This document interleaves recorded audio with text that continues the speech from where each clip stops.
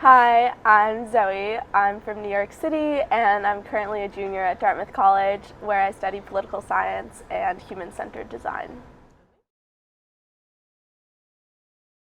I knew I wanted to do something different for my Dartmouth off-term internship. I knew I wanted to be abroad in a foreign place and also get insight into what it's like to work for a startup. So Start Me Up seemed like a perfect fit. I've been working for a social impact startup that tries to pair rising tech talent with social good enterprises in developing countries. So I've been working on two different projects. The first one was I was researching grants for my startup to apply to because they're a new company. The second project that I'm doing, that I'm working on currently, is helping them create their minimum viable product, which is going to be a partnership between tech talent and the mentors they source, and then this organization in French Polynesia that's restoring the coral reef. So they're going to use technology and AI to track the different species of fish that are coming in and out of the reef, and hopefully that will help with restoration. So I'm really organizing that project.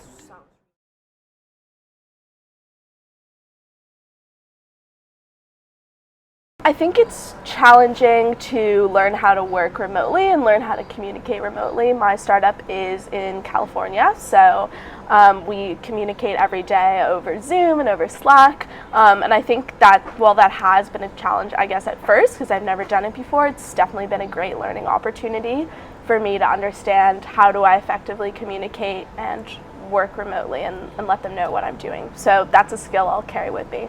Also maybe a little challenging to not want to surf all the time because it's so beautiful here.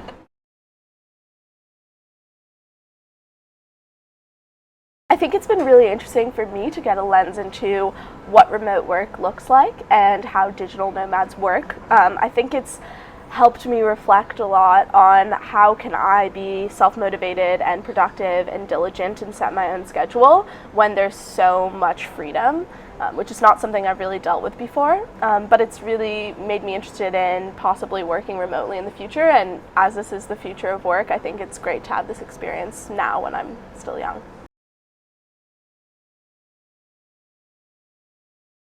Part of me would really like to have my own business, or at least do something innovative in a specific field. The reason I really loved this experience is I know I want to do something social impact focused in the future, so it's great to be able to work for a social impact startup and see the challenges they face and how they're making their way forward.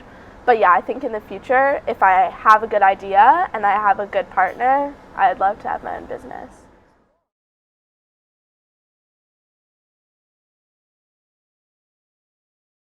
Oh my god, it's so beautiful. Obviously, I'm someone who loves natural beauty and there's just tons of it here. I think living in Canggu, where we're living in Bali, is especially cool. There's so many people from all over the world. There are beautiful beaches to swim and surf in, and amazing food, which I'm like a little bit of a foodie from New York, so I love that. But it's just been great to experience this with the other people in the group. Like, we've all been super close, and that's super nice.